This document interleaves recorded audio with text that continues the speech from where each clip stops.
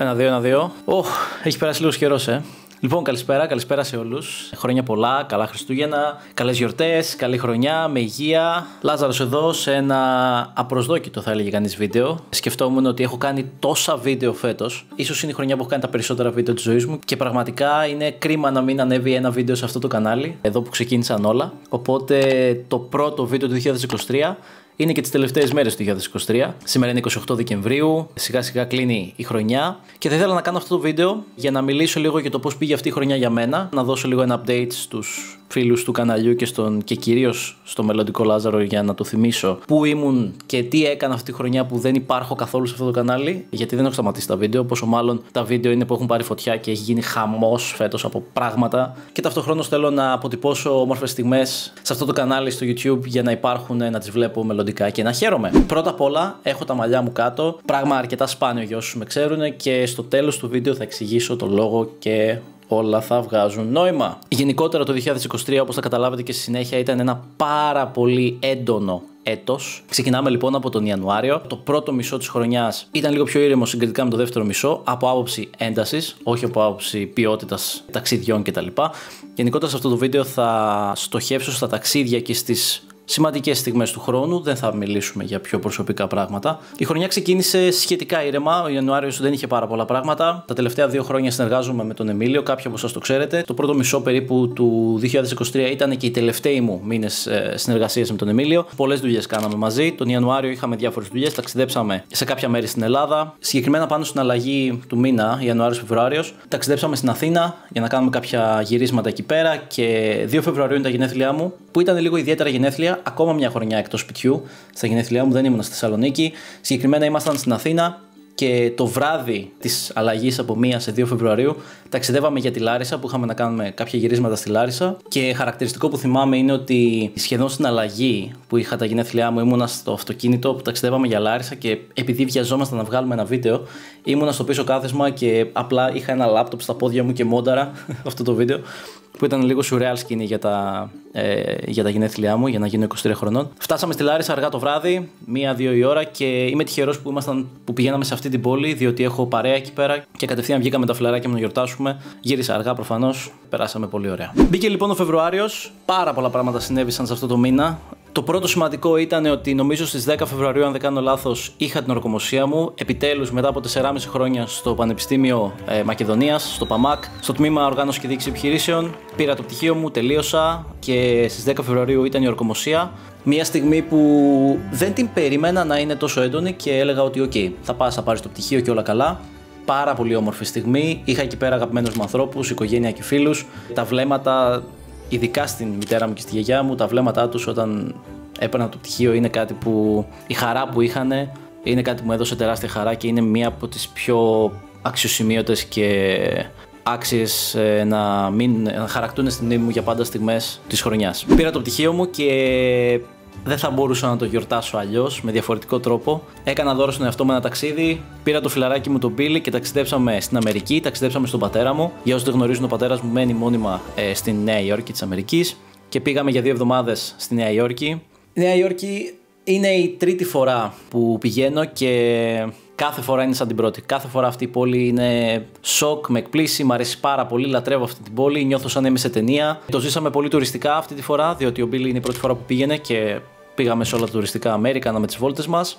Πάρα πολλά highlights από εκεί, θα δούμε βιντεάκια που υπάρχουν, που έχουν γυριστεί. 2 είναι τα μεγαλύτερα highlights. 2 μικρά ταξιδάκια που κάναμε, 2 Σαββατοκύριακα. Το πρώτο, κατεβήκαμε νότια. Πήγαμε στο Atlantic City, στο New Jersey, κάναμε μια βόλτα εκεί πέρα στην παραλιακή και επίσης πήγαμε και στην Φιλαδέλφια που είδαμε τα σκαλιά του Ρόκι, ήταν υπέροχα. Το δεύτερο highlight είναι ένα ταξίδι που κάναμε βόρεια, ήταν το πρώτο ουσιαστικό road trip που έχω κάνει στην Αμερική. Σοκ και δέος. Ανεβήκαμε upstate όλη την πολιτεία της Νέας Υόρκης, περάσαμε και από τον Μπάφαλο και φτάσαμε στους καταράκτες του Νιαγάρα. Είδαμε τους καταράκτες και τους Αμερικάνικους και τους Καναδέζικους. Οι καταράκτες του Νιαγάρα είναι και το σύνορο μεταξύ Αμερικής και Καναδά. Και περάσαμε απέναντι, πήγαμε για ένα Σαββατοκύριακο στο Τορόντο, μείναμε εκεί πέρα. Σε αυτό το σημείο πρέπει να πω κάτι. Έχω τιζάρει στο Instagram μου γενικότερα εδώ και περίπου 2 χρόνια, αρκετές φορές, ένα project το οποίο ετοιμάζω καιρό. Είναι η στιγμή, νομίζω, για πρώτη φορά σε αυτό το κανάλι να το επιβεβαιώσω και να το ανακοινώσω ότι Δουλεύω σε ένα μεγάλο project, πολύ καιρό τώρα. Το όνομα του project είναι Bucket List και το αφήνω εκεί, δεν θα πω περισσότερα πράγματα. Πολλά πράγματα που θα αναφερθούν σε αυτό το βίντεο και πολλά ταξίδια έχουν να κάνουν με το Bucket List, πράγματα τα οποία θα τα δούμε στο μέλλον. Άρα, όταν έρχεται η στιγμή να μιλήσω για ένα από αυτά τα ταξίδια, θα λέω ότι παιδιά, αυτό το βλέπουμε αργότερα. Και ο Καναδάς, συγκεκριμένα, είναι μία από αυτές τις εμπειρίες. Το αφήνουμε στην άκρη, θα το δούμε στο μέλλον. Προχωράμε. Θα έλεγε κανείς δεν θα μπορούσε να ξεκινήσει καλύτερα η χρονιά με ένα τρομερό υπερατλαντικό ταξίδι. Γυρνάμε πίσω, Μάρτιος, ακόμα ένας μήνας με αρκετή δουλειά με τον Εμίλιο, πολλά ταξιδάκια. Highlight του Μαρτίου είναι που κατεβήκαμε στην Κρήτη. Επέστρεψα στην Κρήτη μετά από νομίζω περίπου 5 χρόνια. Είχα πάει όταν ήμουν 18 με το σχολείο για την πενταήμερη. Μ' αρέσει πάρα πολύ η Κρήτη. Δυστυχώς πήγαμε μόνο στο Ηράκλειο και μείναμε μόνο μέσα στην πόλη διότι είχαμε γυρίσματα με την ομάδα του Όφη. Απρίλιος, ένας ακόμα μήνας που είχαμε αρκετή δουλειά. Όταν λέω αρκετή δουλειά εννοώ ότι είχαμε πολλά ταξίδια εντός Ελλάδος, πολλές ώρες γυρισμάτων και κυρίως πολύ μοντάζ. Αυτό σημαίνει ότι τις περισσότερες μέρες τις περνούσα στο σπίτι εδώ κάνοντας μοντάζ. Αυτή ήταν λίγο η ζωή μου και εδώ έχουμε και ένα σχετικά αρνητικό αυτής της χρονιάς που θεωρώ ότι πέρασα πολλές ώρες δουλεύοντας παρά να χαλαρώνω, να παίρνω χρόνο για τον εαυτό μου, να βλέπω τους φίλους μου. Δεν ξέρω, είναι μια γραμμή την ισορροπία της οποίας δεν έχω βρει ακόμα, αλλά νιώθω τώρα τελευταίες μέρες του χρόνου ότι φέτος δούλεψα πολύ, μη γνωρίζοντας αν αυτό είναι καλό γενικά ή κακό, αλλά δεν έχει σημασία. Θα το πούμε και στη συνέχεια. Απρίλιος, αρκετή δουλειά. Highlight του Απριλίου είναι ένα ταξίδι που έκανα με το φίλο μου τον Τάσο και με το φίλο μου τον Γιάννη στην Ρουμανία, στο Βουκουρέστι της Ρουμανίας. Εμπειρία για την οποία θα μιλήσουμε στο μέλλον και το αφήνω εκεί. Συνεχίζει και το ίδιο μοτίβο και τον επόμενο μήνα, το Μάιο. Ήρεμος μήνας, αρκετή δουλειά όπως προείπα. Σίγουρα το Μάιο έχουμε και το highlight της δουλειάς μου φέτος με τον Εμίλιο. Κάναμε ένα ταξίδι στην Αθήνα και μετά από την Αθήνα πήραμε πλοίο και πήγαμε στις Κυκλάδες. Πήγαμε συγκεκριμένα στην Πάρο και στην Άξο. Και εκεί πέρα βγάλαμε νομίζω την καλύτερη δουλειά που έχουμε κάνει φέτος μαζί. Είναι ένα project που λέγεται Προπονητής για μία εβδομάδα. Αποτελείται από 3 επεισόδια. Άμα είσαι ποδοσφαιρόφιλος και σου αρέσει να βλέπεις περιεχόμενο σχετικά με αυτό στο YouTube, παιδιά, το αποτέλεσμα βγήκε καταπληκτικό. Στην ουσία, ο Εμίλιος και ο Χρήστος πήγανε σαν αντίπαλοι προπονητές να μαζέψουν παίχτες από το νησί της Πάρο και της Άξο αντίστοιχα. Και την τελευταία μέρα οργανώσαν ένα παιχνίδι με τους παίχτες που βρήκανε. Τρομερό κόνσεπτ, περάσαμε υπέροχα. Το αποτέλεσμα είναι πολύ όμορφο, πολύ ωραίο. Εάν θέλετε, γενικότερα το κανάλι του Εμίλιου είναι ένα μέρος το οποίο, εάν θέλετε να βλέπετε τι κάνω και με τι ασχολούμαι και τι παραγωγές βγάζω, σαν Λάζαρος και σαν βιντεογράφος, είναι ένα μέρος το οποίο μπορείτε να βλέπετε πράγματα που κάνω.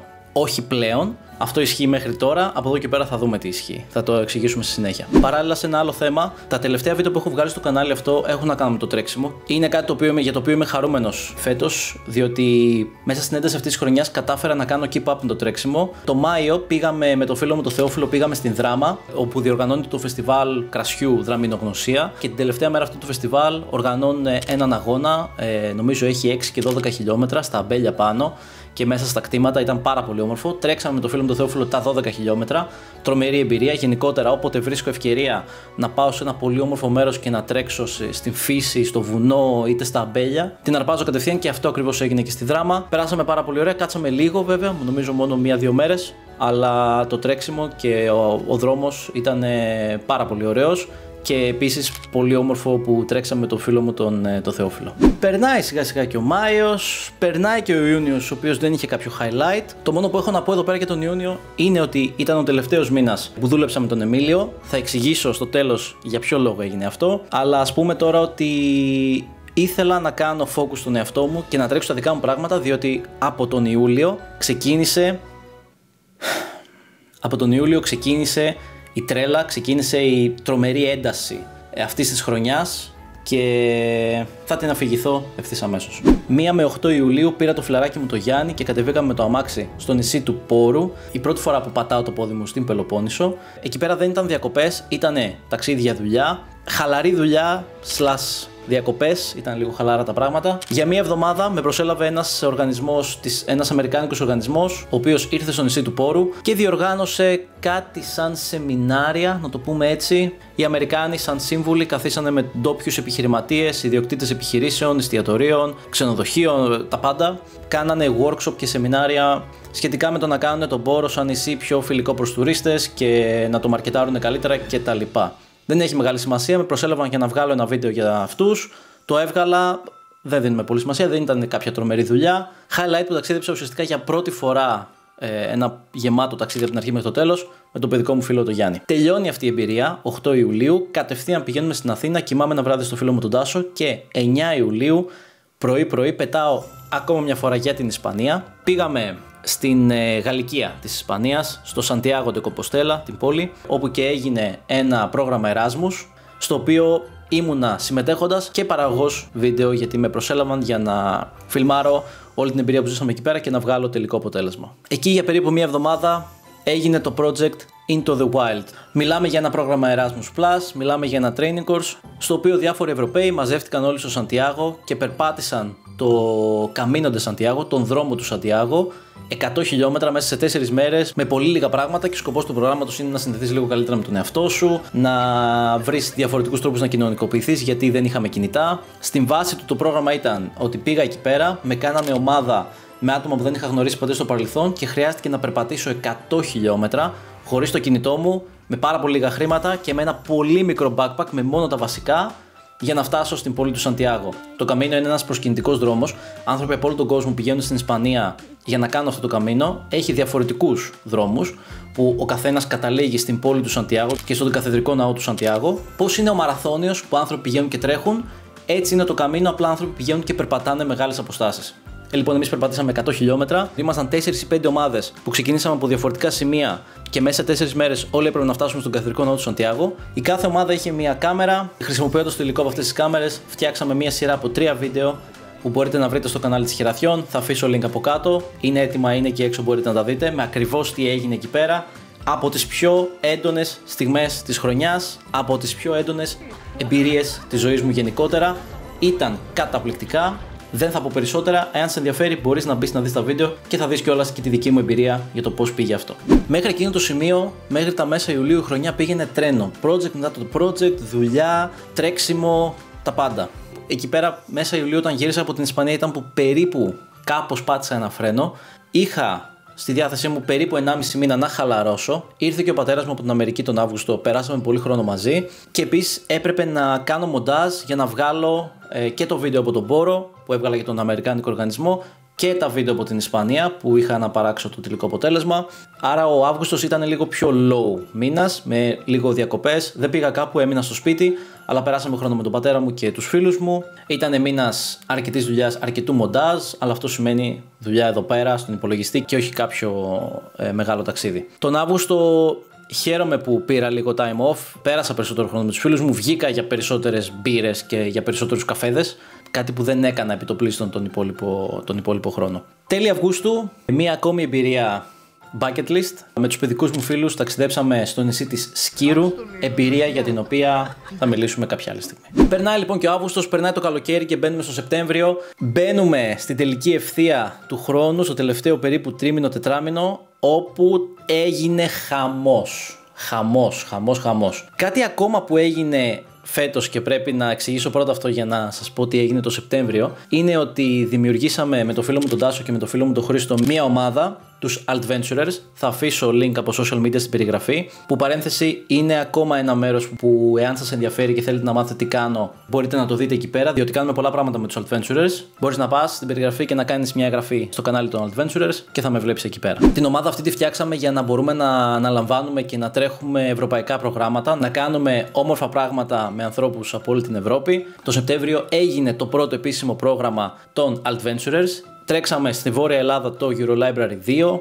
Στο κανάλι των Adventurers μπορείτε να δείτε και το τελικό βίντεο που βγαίνει αυτές τις μέρες από την εμπειρία. Το συγκεκριμένο πρόγραμμα είναι το δεύτερο Eurolibrary που κάνουμε. Το πρώτο το κάναμε πέρσι στην Ισπανία, στη Γαλλικία. Φέτος το κάνουμε στη Βόρεια Ελλάδα. Φέτος το τρέχουμε εξ ολοκλήρου εμείς. Φέραμε ανθρώπους από διάφορες χώρες της Ευρώπης στην Βόρεια Ελλάδα. Νοικιάσαμε 5 τροχόσπιτα και μέναμε μέσα σε αυτά καθώς ταξιδεύαμε σε διάφορες πόλεις της Ελλάδας. Και σκοπός μας ήταν να συνδέσουμε κουλτούρες, όπως είπα, από διάφορες χώρες με την ελληνική, με τους ντόπιους. Και βάζαμε τους ξένους να μοιράζονται τις ιστορίες της ζωής τους με τους ντόπιους. Ένα πάρα πολύ όμορφο project. Ένα project που το κάνουμε για δεύτερη χρονιά και πήγε ακόμα καλύτερα και από την πρώτη. Και ευελπιστώ να το κάνουμε και του χρόνου και να συνεχίσουμε να το κάνουμε, γιατί είναι πάρα πολύ όμορφο. Δεν θέλω να πω περισσότερα πράγματα σε σχέση με αυτό. Κατ' εμέ είναι από τις πιο όμορφες πράξεις που έχω λάβει μέρος και έχω βοηθήσει στη δημιουργία. Και μπορείτε να βρείτε πάρα πολλές πληροφορίες για αυτό και το τι κάναμε και όμορφο, πολύ όμορφο αποτέλεσμα που έχουμε βγάλει στο link της περιγραφής στο κανάλι των Adventurers. Θέλω μόνο να πω 2 highlights που συνέβησαν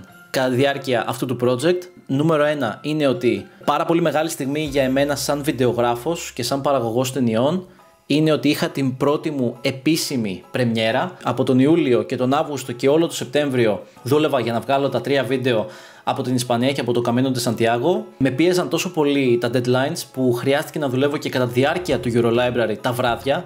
Το βράδυ τα παιδιά κοιμόντουσαν και εγώ ήμουνα στο laptop και μόνταρα τις τελευταίες λεπτομέρειες από τα βίντεο. Highlight καριέρας, για εμένα, αν το λες αυτό καριέρα, είναι που την τελευταία μέρα που ήμασταν στην Κατερίνη, στο ξενοδοχείο, είχαμε ένα βράδυ την πρεμιέρα του Into the Wild και στην ουσία την πρώτη μου πρεμιέρα σαν βιντεογράφος που έκανα και που έδωσα στον κόσμο και μαζευτήκαμε περίπου 20 άτομα και καθίσαμε όλοι μαζί, βάλαμε σε μια μεγάλη οθόνη τα βίντεο και τα είδαμε μαζί.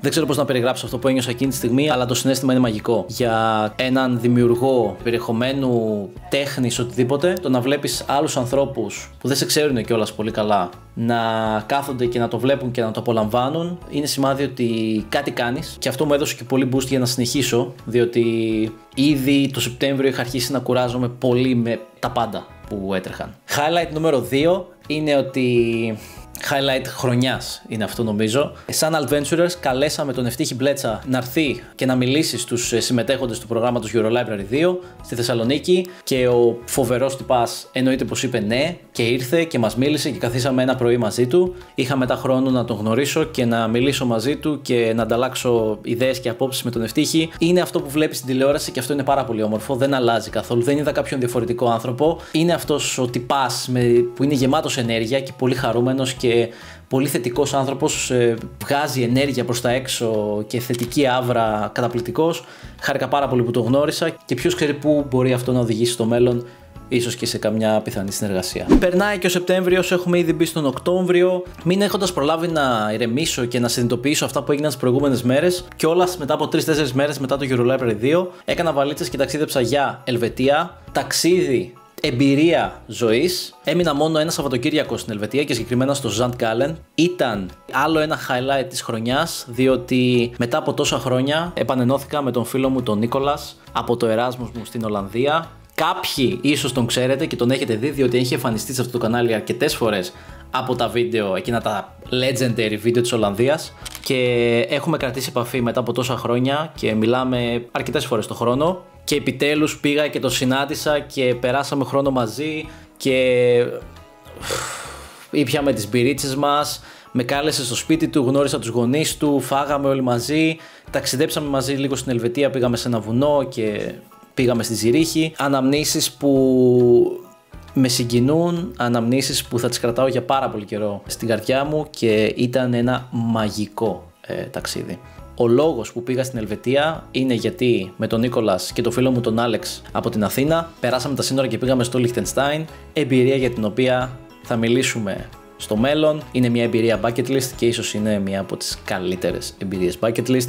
Υπομονή Λάζαρε, θα τα δούμε στο μέλλον. Επίσης το τέλος του Οκτωβρίου έγινε και ο ημιμαραθώνιος, στον οποίο πήγα και έτρεξα. Δυστυχώς δεν τα πήγα όσο καλά ήθελα, αλλά δεδομένου των συνθηκών και όλων αυτών των πραγμάτων που είχα να κάνω, νιώθω πάρα πολύ χαρούμενος και νιώθω πολύ περήφανος στον εαυτό μου που κατάφερα να συνεχίσω λίγο τις προπονήσεις κατά τη διάρκεια όσων έτρεχαν και να πάω στον αγώνα και να κάνω μια σχετικά καλή απόδοση. Όπως είπα και πριν, η χρονιά ήταν πάρα πολύ έντονη. Και όταν λέω πάρα πολύ έντονη, δεν εννοώ μόνο από καλές στιγμές, γιατί αυτή τη στιγμή αφηγούμε μόνο τα ταξίδια που έκανα και φαινομενικά τις όμορφες στιγμές. Προφανώς και υπήρχαν δύσκολες στιγμές, προφανώς και υπήρχαν πολλές ώρες μπροστά στην οθόνη δουλειάς, απόγνωσης, διότι για να κάνεις όλα αυτά τα ταξίδια και για να τα κάνω εγώ έπρεπε να δουλέψω για να βγάλω τα χρήματα να τα κάνω. Είναι πολλές οι φορές που είπα στους φίλους μου δεν μπορώ να βγω, διότι έχω μοντάζ, διότι έχω να δουλέψω, διότι έχω να κάνω αυτό και κάπως να κρατήσω χρήματα για να κάνω αυτά που θέλω να κάνω. Άρα η χρονιά ήταν έντονη με πάρα πολύ καλές, αλλά είχαμε και πολλές άσχημες στιγμές, δύσκολες στιγμές, στιγμές που λες τον εαυτό σου υπομονή, το κάνεις αυτό για κάποιο λόγο. 1 με 8 Νοεμβρίου λοιπόν ταξίδεψα στην Ισπανία για ακόμη μια φορά. Ταξίδεψα στην Τζιρόνα της Καταλωνίας και στις γύρω περιοχές. Πήγα και στην Κώστα Μπράβα. Κώστα Μπράβα είναι η παραλιακή από την Γαλλία, από τα σύνορα της Ισπανίας με την Γαλλία μέχρι και τη Βαρκελόνη, αν δεν κάνω λάθος. Πήγα σε διάφορες παραλίες της Κώστα Μπράβα. Είδα πάρα πολύ ωραία σκηνικά. Δεν μπορώ να πω ότι πέρασα τέλεια στο ταξίδι. Θέλω να λέω πως αυτό το ταξίδι συνοψίζει λίγο και τη χρονιά, διότι έχει να κάνει με κάτι ένα στόχο που είχα βάλει πέρσι και είχα πει ότι θέλω να ζω τη ζωή μου έντονα. Να ζω και τα πάνω και τα κάτω. Διότι αν αυτή, ας πούμε, είναι μια γραμμή της ζωής και υπάρχει ένα γράφημα το οποίο δείχνει πόσο έντονα την ζεις, θέλω όσο μπορώ να το πηγαίνω το γράφημα τέρμα πάνω αλλά και τέρμα κάτω. Δεν θέλω να είναι κοντά στη γραμμή του ουδέτερου που απλά να περνάς τις μέρες σου. Και αυτό το ταξίδι στην Ισπανία είχε πολλά πάνω, πολλά κάτω. Θα πω ότι ήταν ένα ταξίδι που κυρίευσε το συναίσθημα και όχι η λογική. Το αφήνω εκεί. Μια πολύ ξεχωριστική ιδιαίτερη εμπειρία. Έμαθα πάρα πολλά πράγματα που θα με βοηθήσουν να προχωρήσω παρακάτω. Γύρισα από την Ισπανία και κατευθείαν στα μέσα Νοεμβρίου με τον φίλο μου τον Μπίλι, με τον οποίο Μπίλι έχουμε ταξιδέψει μόνο 2 φορές στο παρελθόν μαζί. Έχουμε πάει στο Μαρόκο με διαβατήριο και έχουμε πάει και στην Αγγλία μαζί με διαβατήριο. Προφανώς και δεν θα μπορούσαμε να ταξιδέψουμε κάπου μόνο με την ταυτότητά μας. Έπρεπε να πάρουμε για το επόμενο ταξίδι το διαβατήριο και πήγαμε στο Κάιρο, στην Αίγυπτο. Εμπειρία για την οποία θα μιλήσουμε ξανά στο μέλλον. Είναι μια πανέμορφη, υπέροχη, τέλεια εμπειρία bucket list που θα τη δούμε εξ ολοκλήρου στο μέλλον. Μπαίνει και ο Δεκέμβριος, κλείνει ο χρόνος περίπου όπως άνοιξε με έναν ήρεμο μήνα. Ξεκουράστηκα αρκετά. Θα εξηγήσω τώρα τι περίπου έκανα αυτό το μήνα. Κυρίως προετοιμασίες για τον επόμενο μήνα. Ένα ταξίδι έκανα το Δεκέμβριο. Πήγα με το φίλο μου τον Τάσο και πάλι στην Βουδαπέστη, στην Ουγγαρία. Παρένθεση, πρώτη φορά που πάω στη Βουδαπέστη, που για πολλούς είναι περίεργο, διότι σχεδόν κάθε Έλληνας έχει πάει στη Βουδαπέστη. Εγώ δεν είχα πάει ποτέ. Πήγα τώρα πρώτη φορά. Ακόμα μια εμπειρία που θα δούμε στο μέλλον με το bucket list. Κάπως έτσι ερχόμαστε στις 28 Δεκεμβρίου. Στο τέλος του χρόνου ήρθε η ώρα να ανακοινώσω ότι ο λόγος που σταμάτησα να δουλεύω με τον Εμίλιο και ο λόγος που έζησα τόσο έντονα το 2023 μου είναι διότι σε ένα μήνα ακριβώς από τώρα, λίγο λιγότερο, μπαίνω στο στρατό, μπαίνω φαντάρος. Ήρθε αυτό το χαρτί. Είναι και ο λόγος που έχω τα μαλλιά μου κατεβασμένα, γιατί σε 5 μέρες περίπου από τώρα, μπορεί και λιγότερο, δεν θα έχω μαλλιά. Θα τα κόψω όλα. Μία εμπειρία για την οποία δεν ξέρω πώς να νιώσω. Οι απόψεις των φίλων μου και των γνωστών μου για το πώς θα περάσω εγώ στο στρατό διήστανται. Νιώθω και excitement, νιώθω λίγο ενθουσιασμό για το άγνωστο που είναι μπροστά μου, αλλά νιώθω και λίγο άσχημα γιατί προφανώς και δεν θέλω να πάω, με κόβει από τη ζωή μου αυτό, έπρεπε να αφήσω τη δουλειά μου. Έχω γυρίσει όλο το bucket list όπως προείπα, αλλά δεν μπορώ να το μοντάρω γιατί μπαίνω φαντάρος, οπότε πρέπει να τελειώσω το φανταριλίκι πρώτα και μετά να κάνω το μοντάζ για το project αυτό. Γενικότερα με κόβει στη μέση, σταματάω τα πάντα, αλλά δεν παραπονιέμαι, έτσι είναι για όλους. Προσπαθώ να το συνειδητοποιήσω και θα πρέπει να το συνειδητοποιήσω γιατί δεν έχω πολλές μέρες. Θέλω να κλείσω με το στόχο μου για το 2024, ο οποίος δεν θα είναι ο ίδιος όπως είχα και πέρσι. Δεν θα πω να ζήσω τόσο έντονα τη ζωή, γιατί έζησα αυτό το χρόνο το 23 πάρα πολύ έντονα. Το 24 θα είναι τελείως διαφορετικό. Το 24 θα είναι το πιο κοντά στο ουδέτερο. Δεν θα γίνει σχεδόν τίποτα. Θα έχω πάρα πολύ χρόνο με τον εαυτό μου και νομίζω ότι ο στόχος μου για το 2024 είναι κάτι παρεμφερές με το quote που λέει ότι για να κάνεις 2 βήματα μπροστά, πρέπει πρώτα να κάνεις 1 βήμα πίσω. Θέλω να ξεκουραστώ. Θέλω να σκεφτώ το μέλλον μου, θέλω να θυμηθώ και να σκεφτώ όλες τις στιγμές και τα πάντα που έχω ζήσει μέχρι τώρα και να βγάλω τα συμπεράσματά μου, να καταλάβω πώς νιώθω για όλα αυτά τα πράγματα, κάτι που νομίζω ότι θα γίνει πολύ στο στρατό και στους επόμενους τέλος πάντων μήνες. Αυτά από μένα, νομίζω αφηγήθηκα σχεδόν όλα τα σημαντικά πράγματα που έγιναν φέτος. Μία χρονιά για την οποία είμαι πάρα πολύ χαρούμενος, είμαι πάρα πολύ ευγνώμων για όλα αυτά που έγιναν. Μία από τις πιο έντονες χρονιές της ζωής μου, μία από τις καλύτερες χρονιές της ζωής μου, διότι προχώρησα πάρα πολύ μπροστά και επαγγελματικά και κοινωνικά και συναισθηματικά, σχεδόν σε όλους τους τομείς προχώρησα μπροστά. Όπως είπα, τώρα ώρα να ηρεμήσουμε. Να ευχηθώ καλές γιορτές σε όλους, καλή χρονιά. Ελπίζω να περνάτε καλά με τις οικογένειές σας και με τους αγαπημένους σας ανθρώπους. Αυτό που θέλω να πω σε όποιον βλέπει αυτή τη στιγμή είναι να κάνει όνειρα και να βάλει στόχους για το 24 και να μην φοβηθεί να τα κυνηγήσει, γιατί ποτέ δεν ξέρεις. Άμα το πιστέψεις πολύ, δεν είναι απίθανο να γίνουν πραγματικότητα. Αυτά, δεν ξέρω πότε θα τα ξαναπούμε. Δεν θα είναι σύντομα, διότι στρατός, αλλά όταν τα ξαναπούμε θα δούμε ωραία πραγματάκια σε αυτό το κανάλι. Το αφήνω εκεί, φιλιά πολλά, τα λέμε.